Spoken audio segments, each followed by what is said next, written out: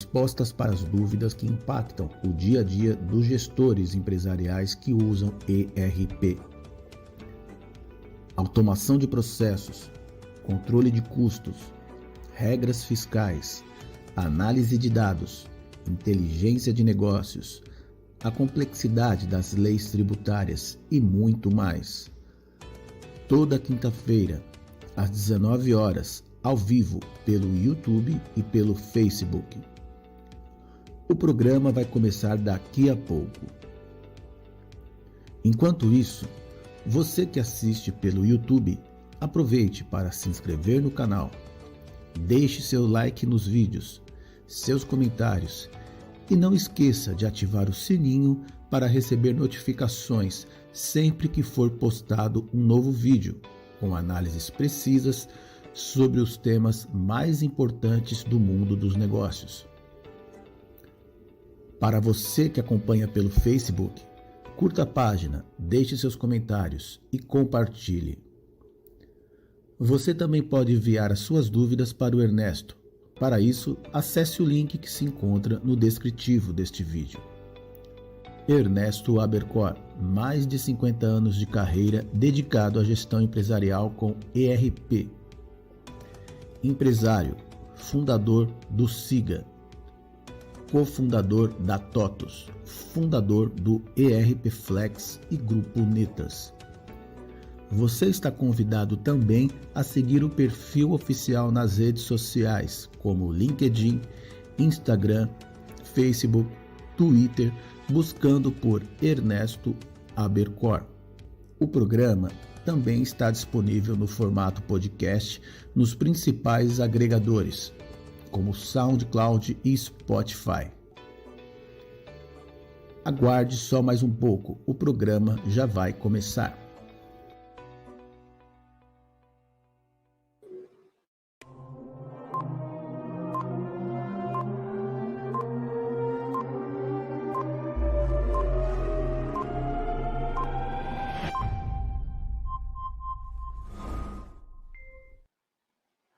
Olá, boa noite.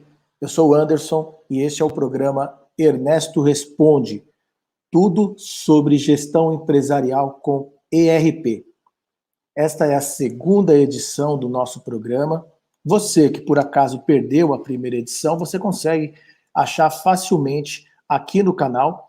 Para você ter uma ideia, os assuntos que foram tratados as principais funcionalidades de um ERP, qual a forma mais adequada de tratamento de custo de um produto. O Ernesto também falou sobre a inflação, como que a inflação é um desafio para o gestor. Falou também sobre a variação do dólar, entre outros assuntos. Você consegue acompanhar o programa do Ernesto Responde aqui pelo YouTube, pelo Facebook e também no formato podcast, ok? Lembrando que as perguntas que são respondidas aqui no programa são as perguntas do ERP em Sala de Aula. O ERP em Sala de Aula é um projeto do Ernesto que já roda aí há aproximadamente 20 anos, cerca de 1.000 participantes ativos que enviam dúvidas com frequência e quase que diariamente para o Ernesto. Então ele foi lá e decidiu tornar essas dúvidas públicas, porque ele entende que são perguntas válidas que muitas pessoas podem se identificar. Ernesto, já está todo mundo aqui vendo a gente, dê aqui o seu boa noite. É isso mesmo? Esqueci de falar alguma coisa?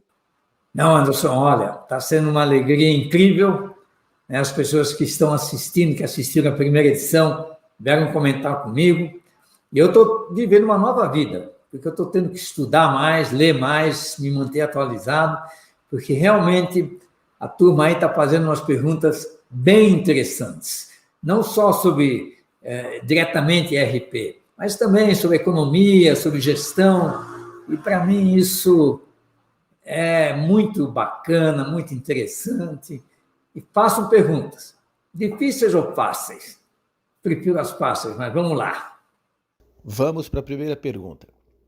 Como começar uma empresa do jeito certo? Já com o uso de um sistema ERP?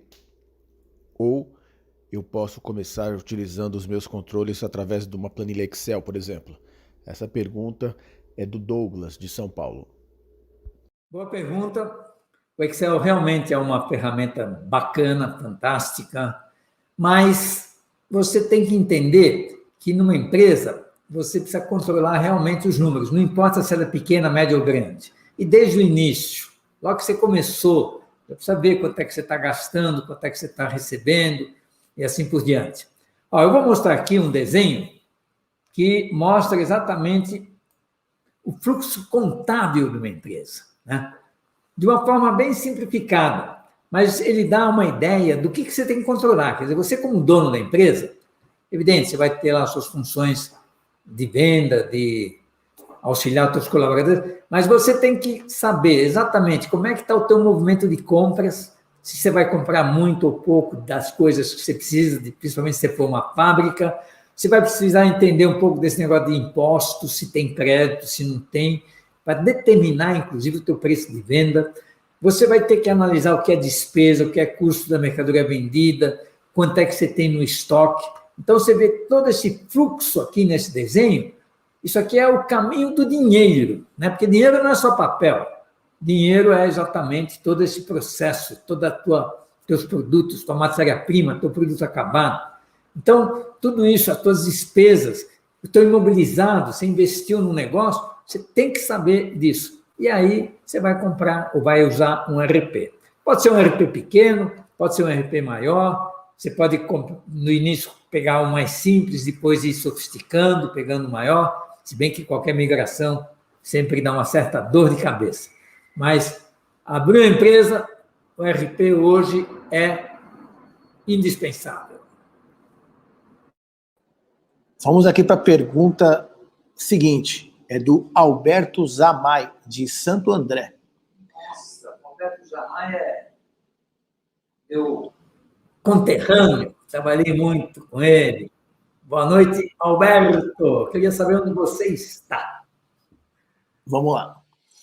Considerando a extrema complexidade de nossa legislação tributária, especialmente em relação ao ICMS-ST, seria possível ter uma tabela de preços atualizada, assim como as regras da NFE a nível nacional, para uma empresa com 150 NCMS diferentes, de forma automática a cada alteração de algum estado? Pergunta difícil, hein? Do Alberto. É assim, toda essa nossa legislação, e aí está a reforma tributária, né, para ver se melhora isso, se torna a coisa mais simples, ela tem 10 impostos em cada nota. Então, a substituição tributária foi um processo bem bacana que o governo bolou no sentido de simplificar, pelo menos, a fiscalização. Porque, com a substituição tributária, o fabricante ele já tributa o ICMS de toda a cadeia, de modo que os demais, né, o atacadista, o distribuidor, o varejista, até a venda final, não precisam recolher mais ICMS. E aí você tem, por exemplo, o complicômetro de que, para o norte, o ICMS é 7%, para o sul é 12%, dentro do estado é 18%. Então, imagina o preço que você tem que calcular para cada uma dessas regiões. Tem que ser realmente diferente. Bom, nós desenvolvemos um sistema e uma tabela de decisão. E, com isso, o sistema consegue calcular qual é o imposto que você vai pagar, se tem que pagar, se não tem, qualquer um dos 10 impostos, e também o preço de venda. Quem vai montar essa tabela de decisão é uma pessoa que conhece bem, provavelmente com a ajuda do seu contador, para definir como funciona uma tabela de decisão. Eu tenho aqui uma tela que mostra exatamente como se calcula, por exemplo, o CFOP. Uma tabela de decisão nada mais faz do que várias perguntas em cima de uma informação e, baseado nela, vai dando a resposta. Até que ele, fazendo, então, todas essas perguntas, ele chega numa conclusão. No caso que você perguntou, seria o preço do produto. Já é uma tabela um pouco mais complexa, porque, em princípio, a tabela calcula mais os impostos, mas o preço pode ser também calculado, né? Quer dizer, você vai vender mais barato para o norte, porque o ICMS é só 7%. Para São Paulo vai ser mais caro. Como é que funciona basicamente isso? Só para dar assim, uma amostra bem rápida. você define aqui o que a regra quer calcular. Nesse exemplo aqui, eu estou calculando o CFOP, quer dizer, qual é um dos 700 CFOPs que nós temos, e você vai perguntando. Então, por exemplo, no teu caso, você falou o NCM. Então, eu tenho aqui o NCM, que é uma das variáveis. O tipo fiscal pode ser outra variável. Por exemplo, o tipo fiscal pode ser matéria-prima, produto acabado, produto intermediário, o NCM, o estado, por exemplo, São Paulo, Rio, Ceará, aí você tem que mencionar todos os estados. Então, para cada variável que está armazenada no sistema, você tem aquela informação, aquele conteúdo. E você vai dando aqui como resultado quais são as respostas para aquela situação. Então, por exemplo, se for o estado de São Paulo, numa venda normal, o CFOP pode ser 1.101 ou 1.401, que é exatamente o CFOP da substituição tributária. E aí você vai pegando as várias variáveis, né? Você pode pegar, então, o tipo fiscal, o NCM, o estado, e com isso determinar exatamente qual é o CFOP e, a partir daí, qual é o preço de venda que você vai cobrar. Então, a tabela de decisão, que no sistema nós chamamos de regra fiscal, determina valores que vão fazer parte da nota fiscal a partir das informações que estão no cadastro do produto, no cadastro do cliente, no cadastro de NCM, nas várias tabelas que você tem no sistema. E isso tudo é configurável, de modo que cada usuário pode fazer de uma forma diferente. Ok, vamos para a próxima pergunta. Quais cuidados que uma startup deve tomar ao receber um investimento geral? Ao receber um investimento, desculpa, eu acabei me atrapalhando aqui, senhor Ernesto. Quais são os cuidados? Olha, isso está aí já há alguns anos agora, né? Esse processo todo que a gente chama de Merge M&A, Merge and Acquisitions. O que está acontecendo é isso. No mundo está sobrando dinheiro, principalmente no exterior, né? China, Estados Unidos, Singapura e mesmo aqui no Brasil. Então, quer dizer, isso na mão de algumas pessoas. Esse pessoal tem a capacidade de pegar e investir esse dinheiro na sua empresa, na empresa do outro, na empresa do outro. Então, esse processo todo, que antigamente era simplesmente, fulano comprou a empresa do outro, tal, era um negócio raro de acontecer. Agora, esse processo está saindo todo dia no jornal, fulano comprou ciclano, Beltrano comprou não sei quem, M&A, Merge and Acquisition, como está aqui no desenho. E você que tem uma empresa pequena, se você realmente mostrar que ela tem futuro, que vai crescer, que só falta uma coisinha, dinheiro, eu tenho certeza que você vai conseguir esse dinheiro. Eu já participei de 2 M&A como empresário, e os 2 foram muito bons. Alavancaram a empresa, crescemos.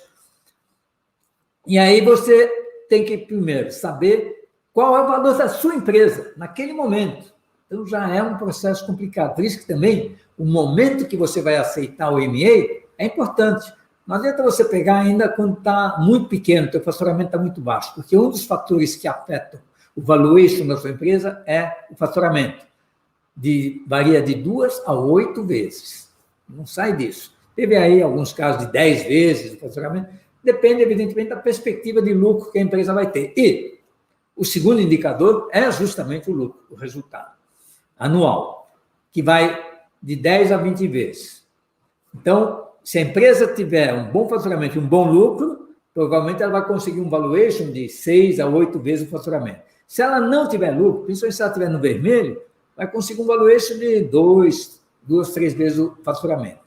Então, o lucro é importante, mas quem determina mesmo o valuation é o faturamento.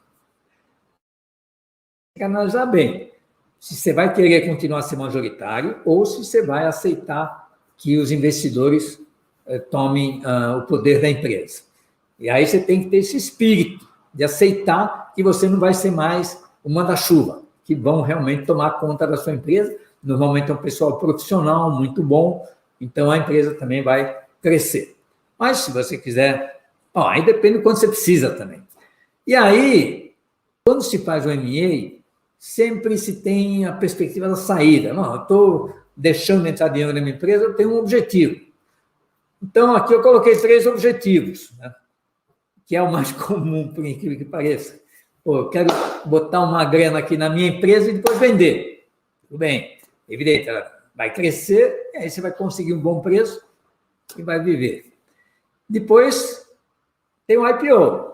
Aí já é mais difícil, porque aí você já precisa faturar mais de 1 bilhão, 2 bilhões, e vai fazer uma SA que vai abrir o capital, você vai receber ações, vai passar a receber dividendos. E a terceira opção ainda é você continuar na empresa, tal, às vezes até como majoritário, receber um investimento, depois até muitas vezes você recompra a parte que o investidor colocou e passa a ser de novo dono da empresa, tocando aí uma empresa de tamanho médio ou grande. Pessoal, tem que ter muito cuidado nisso, principalmente com o contrato, como é feito, o mútuo. O mútuo é que, no início, quando eles colocam o dinheiro, ainda não é uma apropriação ao capital, simplesmente é um empréstimo. Então, depois de um tempo, é que eles vão transformar aquilo realmente num aporte ao capital. Mas vale a pena. Mais uma pergunta, e sobre essa história do governo e taxação de dividendos? Opa! Isso aí não é o meu segmento. Eu não sou do governo, mas é interessante esse movimento que está acontecendo. O Paulo Guedes aí está com essa ideia. Na verdade, o Brasil é uma exceção nesse aspecto. Os países fora do Brasil normalmente cobram pesados impostos de renda sobre os dividendos. Em 1996, o governo resolveu não taxar dividendos. É evidente que um dos motivos foi incentivar que as pessoas investam nas empresas, comprando ações, para receber o seu dividendo. Então, se você tem um dividendo sem imposto, vai ser mais fácil a empresa distribuir e, consequentemente, vai incentivar a aplicação daquelas pessoas que têm recursos investirem nas empresas. Então, existe aí um movimento de crescimento, porque se as empresas recebem investimento de investidores, é evidente que ela vai ter dinheiro, vai crescer mais, e com isso vai haver um desenvolvimento do país, das empresas, que vão poder crescer mais. Tal. E isso vigorou. Aí eu vi um caso interessante, um fato interessante, de que as empresas deram um jeitinho. Por quê? Imagina você, o dono da empresa. Pô, você vai pagar dividendo para o acionista, tudo bem. Até aí você está distribuindo, normalmente é 25% do lucro e tal. Mas e aí, você não levou nada, nenhuma vantagem? Pô, o cara recebeu a grana lá. Então, as empresas começaram a criar esse negócio chamado JCP, né, que está aqui, Juros sobre o Capital Próprio. Deixa eu mostrar aqui um slide para vocês entenderem o que eu estou falando. Esse aqui. Então, no juros sobre o capital próprio, você pode deduzir aquele dividendo como despesa. Oh, que legal! Pelo menos a empresa, ao distribuir o JCP, ela tem uma vantagem, que ela não tem com o dividendo. Porque com o JCP é um juro sobre o capital próprio. Quer dizer, imagina assim, tem a empresa aqui, você investiu na empresa. Pô, em qualquer lugar onde você bota dinheiro, não tem um rendimento de juros? Tem, né? Ah, mas esse dinheiro aqui é o capital da empresa, você investiu no capital da empresa, não tem direito a juros? Não tem. Então se criou esse negócio, juros sobre o capital próprio, que é um dinheiro que a empresa vai pagar para você pelo simples fato de você ter investido nela, independente do lucro. Os juros. Aí, o percentual dos juros é a empresa que escolhe. Então, pode ser qualquer um. Mas a empresa tem uma vantagem. Qual é? Ela pode deduzir das suas despesas, ou somar nas suas despesas, deduzir do seu lucro, o JCP. Ela não pode deduzir juros sobre o empréstimo que ela fez, então também pode fazer dedução do resultado dos juros que ela pegou do investidor. E aí ela vai pagar menos imposto de renda, ela como empresa. Tá? coisa que não acontece no dividendo. No dividendo, a empresa dá o lucro, não paga imposto de renda, nem o camarada lá que recebe, o acionista, porque é uma distribuição de lucro. Mas a empresa não tem nenhuma vantagem. No JCP ela tem. Então, as empresas começaram a dividir, pagar uma parte do lucro em JCP e uma parte em dividendos. E agora o Paulo Guedes está tentando fazer uma coisa que, vamos dizer assim, era mais ou menos criticada, porque justamente dividendos sem ter que pagar imposto de renda, muita moleza, né? Isso para quem é o acionista. Nos outros países, tem países aí que é 50% o imposto de renda sobre dividendos. Aquela história de que os ricos devem pagar mais imposto, que não deixa de ser justo. Mas aí o governo, então, colocou aí essa perspectiva, 20% de imposto de renda sobre os dividendos, e vamos ver como é que vai acontecer. Aí o dividendo não vai ser dedutivo da despesa, e acabar com o JCP, o governo, é evidente, para fazer tudo isso, o governo tem que não permitir mais o JCP e tributar os dividendos em 20%. Então, tem esse ponto positivo, vai tributar os mais ricos, que recebem dividendos, e tem dinheiro para investir em empresas. Mas vai diminuir a sede dos investimentos dessas pessoas, dos investidores, de investir em empresas. Porque agora, eu vou ter que pagar imposto de renda, prefiro aplicar em fundo de renda fixa ou num papel de imobiliário, sei lá, num outro tipo de investimento. Então, você vê que toda essa questão de impostos e investimentos, e aí temos aí o Ministério da Economia, que é o responsável em determinar essas leis, essas regras, junto com o Congresso, não é fácil resolver. Para promover justiça e, ao mesmo tempo, crescimento econômico.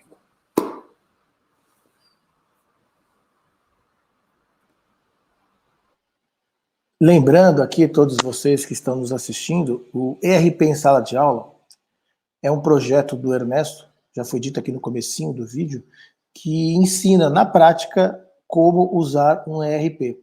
E as perguntas que estão sendo respondidas neste programa, toda quinta-feira às 19 horas, ao vivo, vem desse projeto. Evidentemente, quem não faz parte do projeto pode enviar suas dúvidas através de um link que está aqui no descritivo do vídeo. Vamos aqui para a próxima pergunta. Ernesto, como funcionam os tipos de movimentos no ERP Flex? Bom, lembrando, Anderson, de que agora essas duas últimas perguntas realmente são mais focadas nos alunos do ERP em sala de aula, onde eles estão fazendo um exercício bem bacana, simples, mais completo, em que eles veem como funciona um ERP, digitando os dados numa empresa só deles. A pergunta sobre tipos de movimento. Tipo de movimento é uma característica bem legal no exercício, né, no ERP Flex, que define exatamente que tipo de operação foi feita, numa compra, numa venda ou numa movimentação interna. E você pode ver uma planilha Excel que define bem as diferenças entre os tipos de movimento que são gerados automaticamente conforme o usuário vai digitando os dados numa nota fiscal de venda, numa nota fiscal de compra ou numa movimentação interna, como requisição e produção. Então, ele vai lá digitando o nome do produto, a que se destina, a quantidade, o preço, e vai colocando a natureza, e dependendo da informação que ele vai digitando na tela, o sistema vai dizendo se é um tipo válido ou não.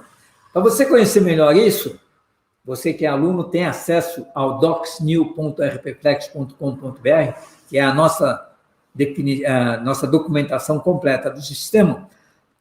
Você clica aqui em planilhas e modelos e em tipos de movimento.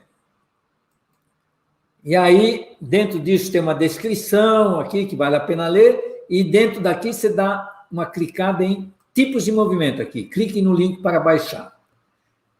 E aí, você vai ter a planilha Excel aqui. Então, essa planilha, ela mostra os tipos de movimento que tem no sistema. que são exatamente todas as possibilidades que uma nota de venda e de compra pode ter. Porque você sabe, né? Uma compra, você pode ser... Você tem aqui, nós até que não temos tantos tipos assim, mas você tem todos esses tipos. Por quê? Pode ser uma compra para estoque, uma compra que o material não vai para o estoque, que já vai direto para a despesa, pode ser uma amostra grátis, pode ser o que eu chamo de CCCDI, comodato, consignação, conserto, amostra não, DI, demonstração ou industrialização, quer dizer, você manda a mercadoria para um terceiro, mas ela continua sendo sua, apenas está fisicamente num outro local. Pode ser uma nota de amostra grátis, pode ser uma nota de transferência, pode ser uma nota de retorno, pode ser um item de imposto. Cada item, cada número que tem numa nota fiscal, ele tem um significado. Pode ser um ICMS, um IPI, um PIS, um COFINS. Então, cada item da nota, o sistema gera automaticamente um tipo de movimento, né? Então, por exemplo, aqui, se é uma devolução, o C20, crédito de ICM, PIS, COFINS, na compra de matéria-prima. C21, imposto com valor positivo e não guia. É o imposto ST, substituição tributária, IPI. Se recupera ou não recupera, tem o CST que dá essa informação. Então, ficou super simplificado todo esse processo de digitação de uma nota de compra, né, a partir do XML, inclusive, que vem, de uma nota fiscal de venda, que alguém tem que digitar lá com os dados, e das movimentações internas, das requisições e das produções. E o sistema gera automaticamente isso, de modo que o usuário que está digitando não precisa conhecer lei nenhuma, não precisa conhecer nada mais complexo. Simplesmente saber se é uma transferência ou as coisas mais básicas, que ele certamente vai saber com mais facilidade. E aí, nessa planilha aqui, tem toda a definição do que o sistema considera para gerar aquele tipo de movimento. E conforme o aluno vai digitando, o usuário vai digitando, o sistema vai dizendo se o tipo de movimento é válido ou não.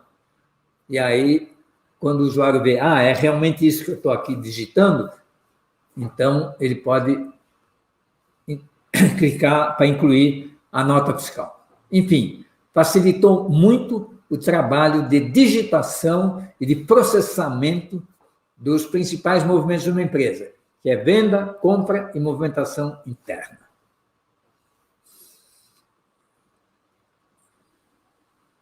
Ok, vamos para mais uma pergunta. Aliás, antes de irmos para essa mais uma pergunta, que no caso é a última, eu quero lembrar a vocês que este programa também está disponível no formato podcast. Você consegue encontrá-lo nos principais agregadores de podcast, como Spotify, Google Podcast, também no SoundCloud. Basta você procurar por Ernesto Abercor. Tem mais uma coisa importante. Às vezes você não tem tempo de assistir um programa aí. A gente contempla aproximadamente 30 minutos de programa. Então, dentro do canal do Ernesto no YouTube, existe lá uma playlist chamada Direto ao Ponto. Essa playlist, você pega as respostas separadas. Você entra lá e pega a resposta separada. Por exemplo, a primeira pergunta do programa hoje falou sobre como começar uma empresa, já usando um ERP ou através de um Excel, por exemplo. Essa pergunta você consegue encontrá-la lá, tá? Então é isso, é uma dica. Bom, a última pergunta, então. Até onde um ERP pode automatizar o processo de contabilização? Olha, essa pergunta aí, ela é desafiadora. E eu vou dizer por quê. O contador é realmente aquela pessoa que vai nos ajudar, que vai fazer todo o processo contábil. Né? Aquilo que eu respondi na primeira pergunta que foi feita hoje. Eu devo ter um ERP? Como é que eu controlo tudo que está acontecendo na empresa? A contabilidade é exatamente o centro disso tudo. Quer dizer, é para lá que fluem todos os dados de uma compra, de uma venda, de uma requisição, de uma produção, de um pagamento, de um recebimento, de um investimento, de um empréstimo, tudo que é grana, dinheiro, tutu, larjão, produto que navega na empresa, indo de um lugar para o outro, tal, tem que ir para a contabilidade. Então, a contabilidade é super importante, é um processo trabalhoso, é um processo que depende do RP. O RP é que gera as informações para a contabilidade. E hoje, como é que funciona basicamente esse processo? Algumas empresas têm uma contabilidade interna, que pega toda aquela documentação e faz todo um processo praticamente repetitivo, lançando cada item na determinada conta contábil. Enquanto que uma boa parte das empresas também manda isso para um escritório de contabilidade que vai pegar essa documentação e vai gerar o balancete, o razão e o diário, que são os mapas que permitem tanto você como o fisco analisar. Hoje, com o SPED contábil, não deixa, é apenas um arquivo. Muito bem. Eu sempre me degladiei com a ideia de que é realmente um trabalho muito pesado. Eu até sempre conto uma piadinha em que uma vez o contador de uma empresa faleceu e quando chegou para o diretor e comunicaram, ele falou, nossa, nós estamos perdidos, o contador que sabia como que movimenta tudo, quanto é que tem no caixa, quanto é que tem no estoque, quanto é que eu tenho a receber, a pagar, como é que eu vou viver agora, tal. E aí um funcionário falou, olha, eu acho que tem um segredo aí de como é que funciona esse negócio aí de contabilidade. E aí ele falou, todo dia que o contador chega, ele abre a gavetinha e fica olhando assim uns 2 minutos e fecha a gavetinha. Oh, então vamos ver o que tem lá, deve ser o segredo da contabilidade. E foram lá, a gavetinha estava trancada, arrombaram a gavetinha e estava escrito assim, débito, lado esquerdo, crédito, lado direito. Então esse é o princípio da contabilidade, onde você tem as contas que recebem débitos e créditos, ativo e passivo, receita e despesa. Dá para automatizar isso? O RP já faz coisas muito mais complexas. É evidente que quem vai nos orientar vai ser o contador. Então, no RP Flex, a gente desenvolveu um sistema totalmente automático, que faz a contabilização a partir de toda essa movimentação que eu falei, baseado numa informação que o contador fornece e cadastra. Vou dar aqui 2, nós ainda vamos falar muito disso, talvez, nas próximas reuniões, principalmente porque os alunos do RP em sala de aula têm que desenvolver esse processo. O que nós temos aqui do lado é o plano de contas, que é outro drama, porque o SPED proporcionou a padronização dos planos de contas. Criou lá 9, 10 planos diferentes, cada um com um determinado tipo de empresa, mas pouca gente usa, porque ele colocou isso como opcional. Mas vamos supor que você use o plano padrão. Mas isso independe. Você tem aqui as contas. Vocês estão vendo aqui, então, na tela, as contas. E aqui, vocês têm um negócio que é as operações, que, inclusive, a gente pode até colocar mais. O que eu quero mostrar é o seguinte, uma empresa, ela não tem tantos tipos, assim, de operações. O que nós temos aqui? Despesas, sendo que pode ser despesa que vai para o estoque ou que não vai para o estoque, né? Uma compra de produto. Faturamento, que também pode ser de serviço ou faturamento de produto. Estoque de produtos, quer dizer, em qual conta que eu vou colocar os produtos que vão sendo jogados no estoque. Investimentos, empréstimos, a operação com o banco, né? O saque, o depósito. Clientes, né? O quanto a receber, a pagar. Esse controle de quem deve, quem não deve, para quem eu devo também, fornecedores, imobilizado, o que eu comprei que vai para o imobilizado, enfim, existem as regras contábeis. E essa contabilização automática que a gente criou no RP Flex, nada mais faz do que você definir, por exemplo, vamos falar aqui de faturamento de serviços.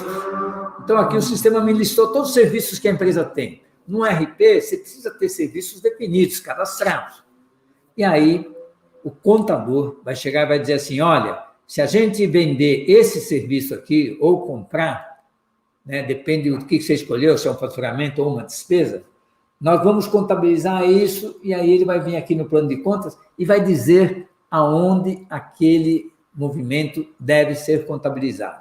Aí você marca ele e clica aqui na flechinha. É evidente que você vai marcar vários serviços que vão ser contabilizados numa determinada conta.